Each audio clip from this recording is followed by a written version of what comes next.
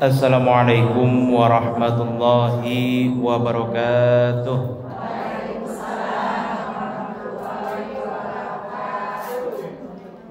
Alhamdulillahirabbil alamin wa bihi nasta'in wa ala umuri dunya waddin. Wassalatu wassalamu ala asyrafil anbiya'i wal mursalin sayyidina wa maulana Muhammadin wa ala alihi wa sahbihi ajma'in, amma ba'du. Para hadirin, ibu-ibu pengajian Majelis Ta'lim Nurul Ikhwan yang saya hormati, pertama-tama marilah kita panjatkan puji dan syukur kita kehadirat Gusti Allah, yang mana atas limpahan rahmatnya kita senantiasa berkumpul di tempat yang insya Allah penuh berkah ini. Amin. Yang kedua, salawat dan salam semoga selalu terlimpahkan kepada junjungan kita Kanjeng Nabi Muhammad sallallahu alaihi wasallam, yang mana atas keuletan dan kesungguhan beliau kita senantiasa mendapatkan kenikmatan yang tidak terhingga, yaitu kenikmatan sebagai pemeluk agama Islam. Alhamdulillah. Ibu-ibu, gimana kabarnya, Bu? Baik. Sudah sarapan, ibu-ibu? Ada yang puasa?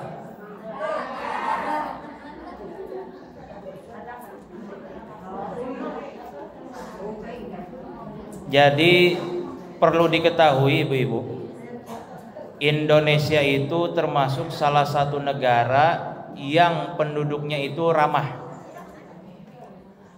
Penduduknya ramah, sopan, baik. Itu diantara ciri-ciri penduduk Indonesia atau orang-orang yang ada di Indonesia. Silakan ibu-ibu tanya ke orang-orang bule. Pasti orang bule itu beranggapan kalau orang Indonesia itu orangnya ramah, sopan. Tapi yang kadang saya bingungkan itu, di mana-mana kita kan suka nyapa ya, Bu ya.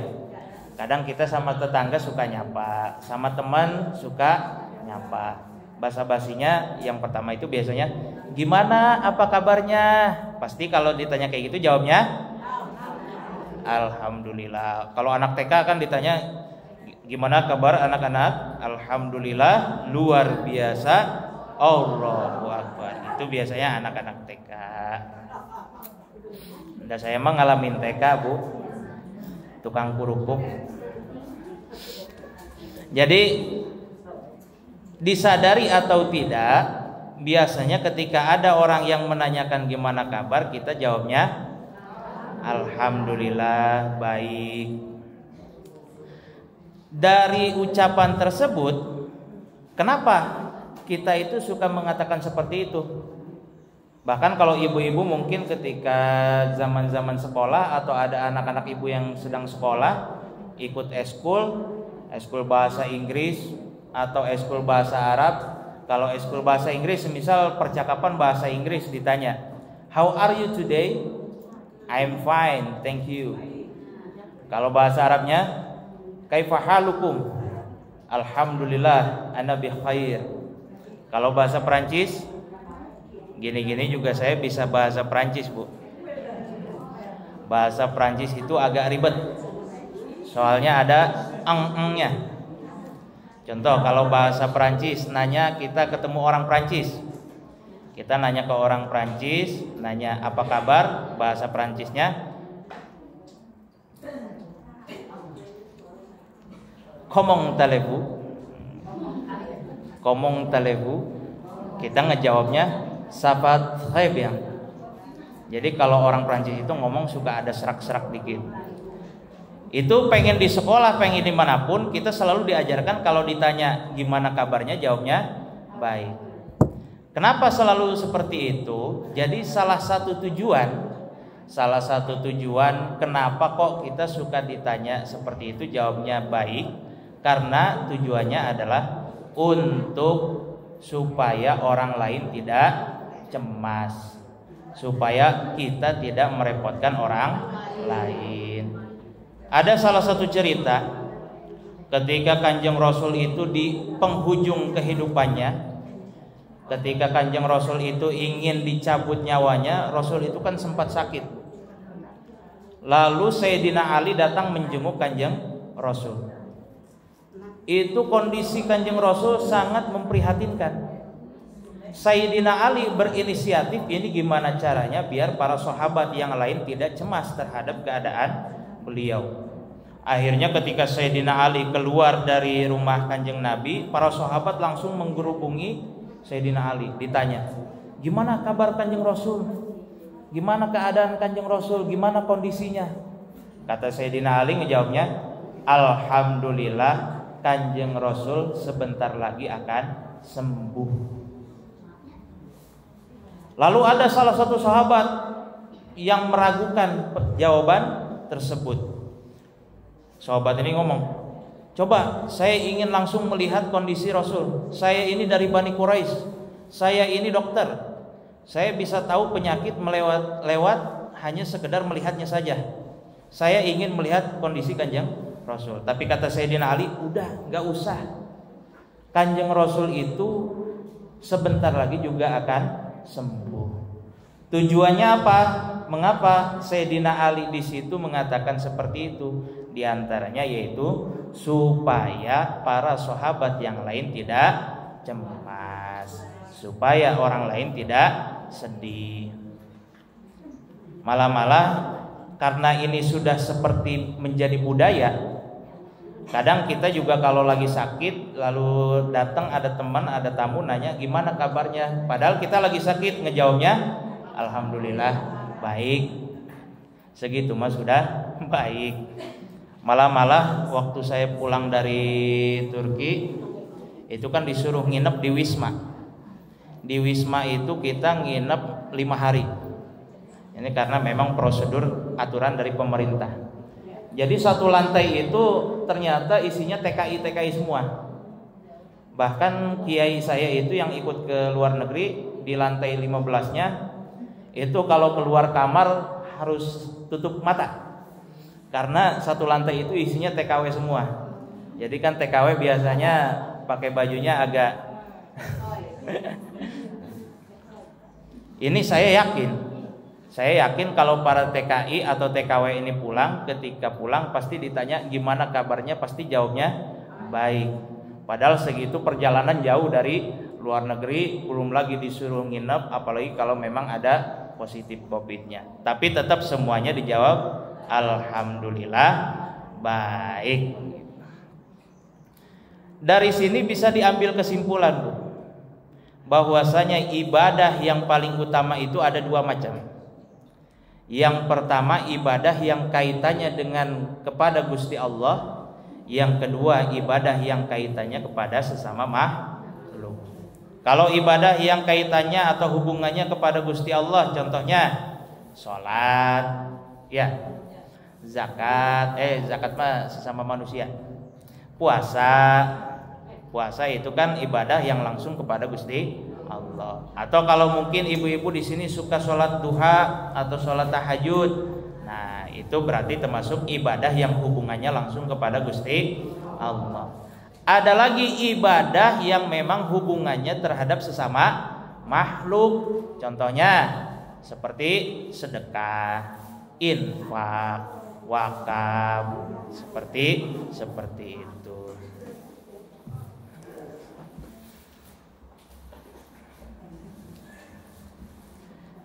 Jadi yang kedua di sini, ibadah yang kedua di sini disebutnya idkhalus surur fi qulubin nas atau qulubil mukmin. Memasukkan rasa bahagia terhadap hatinya orang lain. Tapi sebelumnya ibu-ibu hari ini sedang bahagia atau tidak? Sudah bahagia atau belum? Senang atau tidak?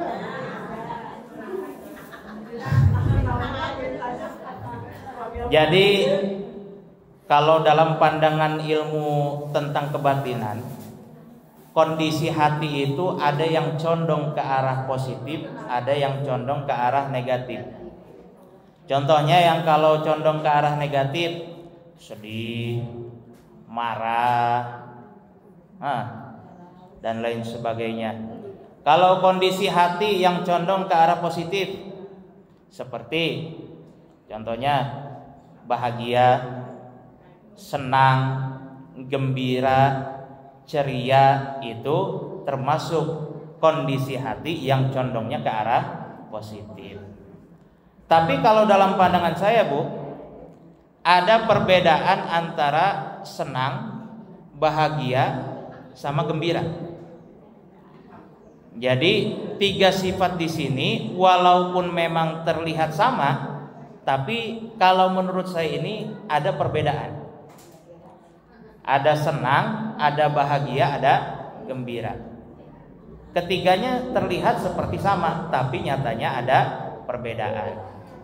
Contohnya, kalau senang, ibu-ibu semisal suka nonton TV atau nonton YouTube, suka ngelihat artis, suka ngelihat sinetron, suka ngelihat film. Ketika ditanya, kamu kok suka nonton film ini, ibu kok suka nonton film ini, ngejawabnya, kadang kita ngejawabnya, nggak tahu, pokoknya seneng aja ngelihatnya.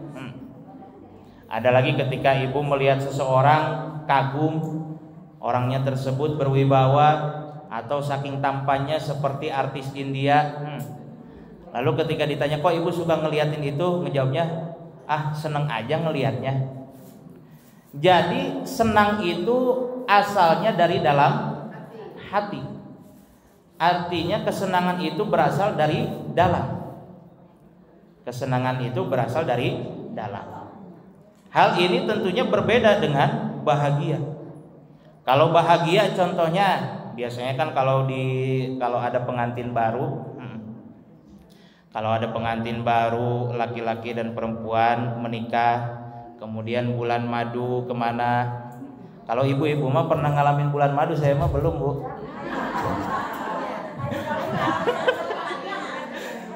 Iya, moga-moga bisa disegerakan. Jadi semisal ada pasangan suami istri bulan madu, yang gak usah jauh-jauh pergi ke Bandung, pergi ke Garut, pergi ke Puncak, makan sate kambing atau sholat di Masjid At-Ta'awun, itu sudah senang, sudah bahagia. Maka dari itu ketika sang suami atau sang istri menjawab atau memberi pernyataan, si istri ngomong ke suami gini ngomongnya, saya bahagia hidup bersamamu.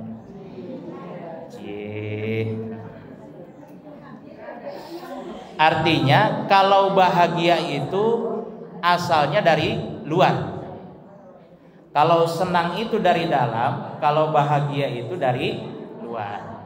Contohnya seperti kalau saya jalan-jalan ke puncak, saya bakal bahagia. Kalau saya punya kulkas baru, saya bakal bahagia. Kalau saya dibeliin HP baru, saya bakal bahagia.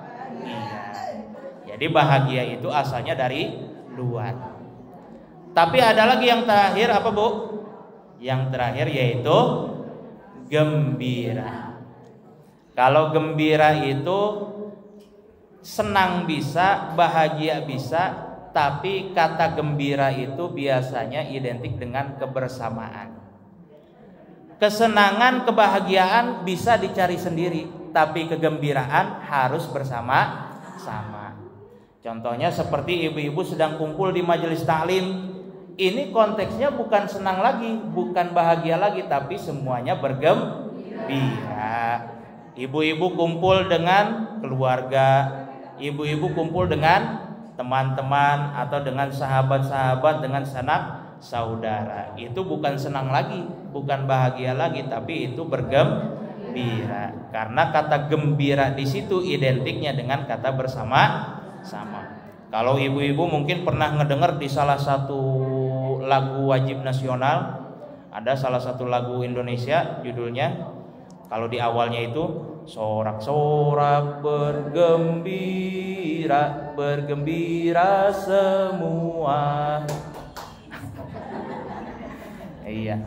Jadi lagu itu diciptakan karena bangsa Indonesia sedang bergembira karena kemerdekaan.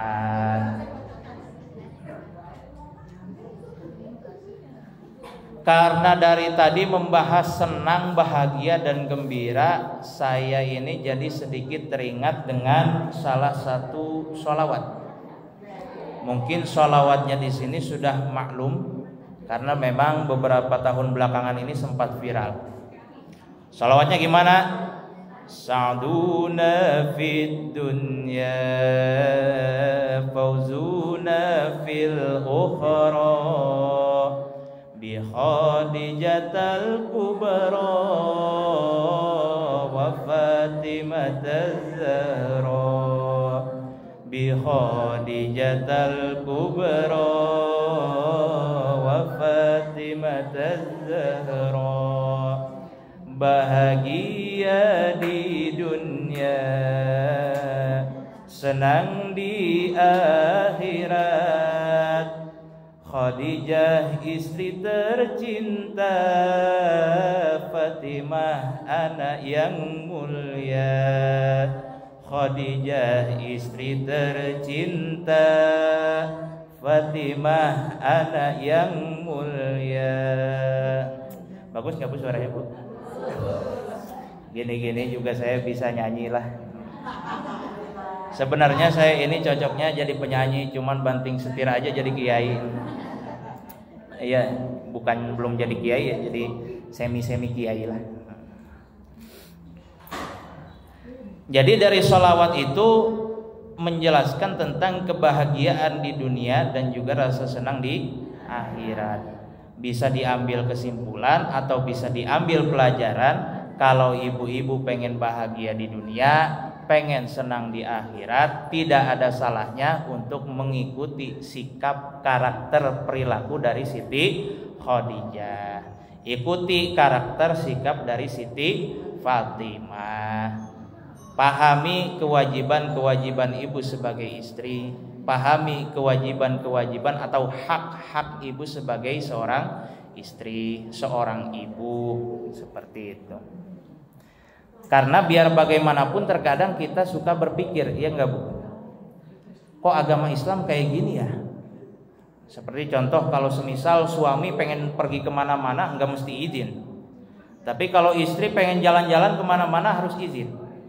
Bahkan kalau di keterangan kitab tertentu itu harus ada mahram, harus ada yang nemenin.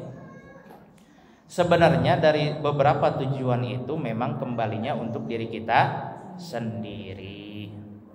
Agama, untuk permasalahan agama memang la ikraha fiddin. Tidak ada paksaan dalam beragama. Andai kata ada seseorang mau masuk Islam mangga, mau masuk agama Kristen mangga, mau masuk agama Buddha, Konghucu, terserah. Kalau kata anak zaman sekarang mah itu sih gimana Allah ya. Tapi biar bagaimanapun, meskipun tidak ada paksaan dalam beragama, ketika seseorang masuk dalam suatu agama harus mau dipaksa. Tidak ada paksaan dalam beragama, tapi ketika seseorang masuk ke dalam suatu agama harus mau dipaksa. Emangnya kita sholat enggak dipaksa? Kita dipaksa Bu? Harus dipaksakan. Kita sholat harus dipaksakan. Kita juga ketika ingin puasa biar kuat harus dipaksakan. Jadi nanti hikmahnya nanti ketika nanti di hari akhir atau hari kiamat. Ditambah lagi ibu-ibu, ketika saya tanya, semisal saya tanya kepada ibu-ibu, apakah ibu-ibu ingin bahagia? Ibu-ibu pengen bahagia? Pengen hidupnya senang? Pengen bergembira? Ketika seseorang ditanya seperti itu, sejatinya atau pada hakikatnya, pada asalnya orang tersebut mencari ketidakbahagiaan. Kalau kita mencari kebahagiaan, maka pada hakikatnya, pada asalnya orang tersebut sedang mencari ketidakbahagiaan. Kok bisa gitu sih? Saya kan pengennya hidup bahagia, tapi kok malah tidak bahagia. Contohnya, ibu-ibu pengen punya HP baru. Bahagia nggak kalau punya HP baru? Tapi kalau nggak ada pulsa, nggak ada kuota, nggak ada yang ngechat, bahagia nggak? Enggak. Ibu-ibu pengen punya kompor baru. Ada kompor, kalau di luar negeri itu kompor berlapis emas. Wah, 20 juta lebih harganya. Tapi kalau nggak ada berasnya, ibu-ibu atau saya sendirilah. Saya sendiri nikah, saya pengen nikah. Bahagia saya kalau nikah. Tapi kalau nggak ada duitnya, nah, ibu-ibu pengen punya mobil, pengen. Tapi kalau mobil nggak ada bensinnya, bahagia atau enggak? Enggak. Jadi sejatinya yang ibu-ibu cari di sini kebahagiaan atau ketidakbahagiaan? Dua-duanya. Jadi ada salah satu buku yang saya itu baca. Di dalam buku itu ada keterangan pedoman untuk tidak bahagia. Karena buku-buku yang mengajarkan, buku-buku yang menjelaskan tentang kebahagiaan itu sudah banyak. Jadi ini kiainya, bukan kiai, penulisnya itu membuat buku yang judulnya Pedoman untuk Tidak Hidup Bahagia. Ini karena unik maka saya baca.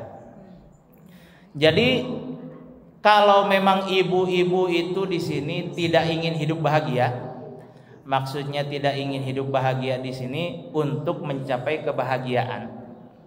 Jadi ada beberapa hal yang harus ibu-ibu hindari. Kalau ibu-ibu ingin hidupnya tidak bahagia, maka harus ada hal yang perlu dihindari. Yang pertama, kalau ibu-ibu tidak ingin hidupnya bahagia atau hidupnya ingin tidak bahagia, maka yang harus dihindari adalah ikhlas. Ikhlas itu terbagi menjadi 3 tingkatan. Ikhlas yang pertama yaitu ikhlas murni karena Gusti Allah. Analoginya gini, Bu. Analoginya begini. Saya punya semisal Bang Mehmet sama Bang Udin. Ini kalau ada salah satu dari nama suami ibu saya mohon maaf. Tapi contohnya kita contohkan gini saja. Ada Bang Mehmet, ada Bang Udin. Bang Mehmet punya perusahaan sewa mobil. Yang punya perusahaan sewa mobil siapa? Bang Mehmet. Bang Udin pengen nyewa mobilnya Bang Mehmet. Kalau nyewa mobil sehari biasanya berapa? Ya 300.000 mah dapat lah ya. Andai kata satu hari itu Bang Udin nyewa mobilnya Bang Mehmet dihargai 300. Oke lah, sama Bang Udin mobilnya diambil. Udah gitu sama Bang Udin dibawa jalan-jalan kemana. Pas dibalikin mobilnya ke Bang Mehmet, Bang Udin ngomong, tolong dong bayar 300.000. Yang punya perusahaan sewa mobil siapa? Bang Mehmet. Tapi malah Bang Udin yang minta tagihan uang sewa mobil. Kira-kira Bang Udin di sini sopan atau enggak? Sopan enggak? Punya adab enggak? Tidak punya adab. Sama seperti kita di dunia ini. Yang menghidupkan kita siapa? Allah. Yang mematikan kita siapa nanti? Allah. Yang memberikan kita energi siapa? Allah. Yang memberikan kita kekuatan siapa? Allah. Allah yang memberikan kita kekuatan. Allah yang memberikan kita energi. Allah yang memberikan kita hidayah. Tapi setelah kita melakukan berbagai macam ibadah, kita minta sama Allah, ya Allah mana dong pahalanya, kira-kira kita sopan enggak jadi makhluk? Jadi kalau bisa ketika urusan ibadah itu harus ikhlas. Ikhlas tingkatan pertama yaitu ikhlas murni hanya untuk Gusti Allah. Ada lagi ikhlas yang kedua. Ikhlas yang kedua itu masih mengharapkan pahala. Ini tingkatan ikhlas yang kedua. Jadi sekalipun ibu-ibu tadi ketika dalam urusan ibadah okelah mungkin masih mengharapkan ganjaran, tapi itu juga masih dalam kategori ikhlas. Orang kalau ibadahnya masih mengharapkan pahala, masih menghindari dosa, itu ibadahnya masih termasuk dalam kategori ikhlas, tapi ikhlasnya itu tingkatan ikhlas yang kedua. Ada lagi tingkatan ikhlas yang ketiga. Contohnya ibu-ibu di salah satu majelis atau ibu-ibu mungkin pernah pergi ke tempat peziarahan, ngelihat kitab Majmu' Syarif, atau kalau ada ibu-ibu yang punya guru atau ustazah ngasih ijazah wirid, tolong wiridan ini dibaca sekian pada malam hari, urutannya kayak gini, nanti puasa kayak gini. Tujuannya salah satunya biar lancar rezeki. Akhirnya ibu-ibu baca wiridannya. Atau kalau yang masyhur di kalangan masyarakat itu, kalau baca atau kalau rajin baca surat Waqiah di situ, nanti insya Allah rezekinya lancar. Jadi andai kata ada seseorang yang kalau di dalam bacaannya itu, ketika di dalam amal ibadahnya itu, ketika contoh membaca surat Waqiah, membaca surat Waqiahnya di sini kok masih mengharapkan biar rezekinya lancar, maka itu termasuk ikhlas, tapi ikhlasnya tingkatan ikhlas yang ketiga. Kalau memang ibu-ibu hidupnya ingin tidak bahagia, maka harus hindari kata ikhlas. Jangan sampai ikhlas. Jangan sampai ikhlas kalau memang hidupnya tidak ingin bahagia. Kalau ingin hidupnya bahagia, maka mulai sekarang tanamkan dalam diri harus ikhlas. Yang kedua, kalau pengen hidupnya tidak ingin bahagia, yang harus dihindari adalah sabar. Ibu-ibu kalau hidupnya tidak ingin bahagia harus menghindari sabar. Sabar juga ada 3. Ada sabar terhadap sesuatu yang disukai, ada sabar terhadap sesuatu yang tidak disukai, ada lagi sabar dalam musibah. Contohnya kalau sabar terhadap sesuatu yang disukai, saya ini dari kemarin pengen mendapatkan seseorang untuk menjadi belahan hati saya. Tapi saya sabar karena umur masih 21. Nanti saja kalau umur sudah 50, 60, biar nanti anak nggak sempat durhaka, Bu. Iya.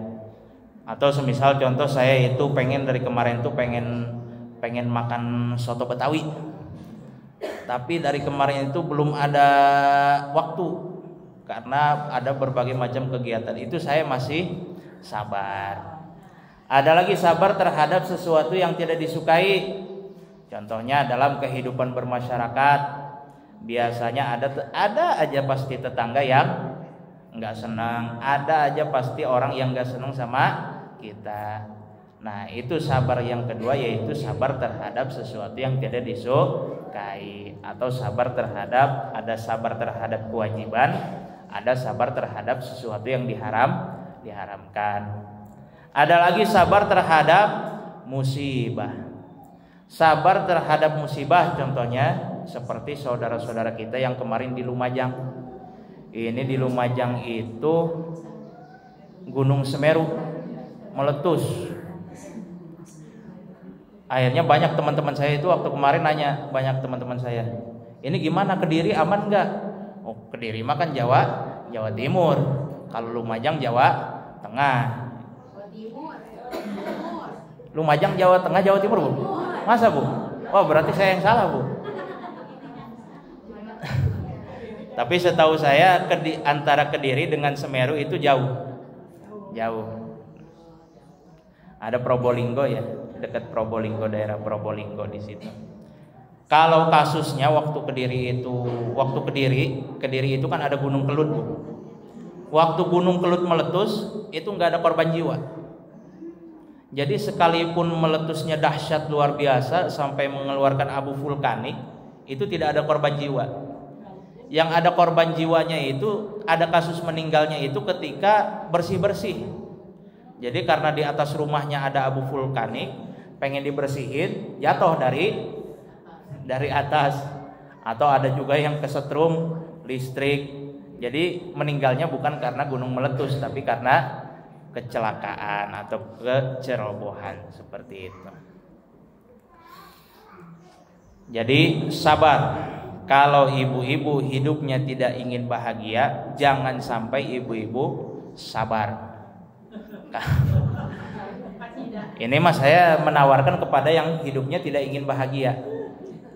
Jadi ketika hidup Anda tidak ingin bahagia, maka harus menghindari kata sabar. Jangan sampai sabar. Jangan sampai sabar. Yang ketiga, setelah ada ikhlas, ada sabar, ada puas. Kalau hidup Anda tidak ingin bahagia, maka hindarilah kata sabar. Apa kata puas? Jangan sampai hidup Anda ini puas. Artinya bersyukur. Biasanya ibu-ibu kalau bersyukur mengucapkannya lafaz apa?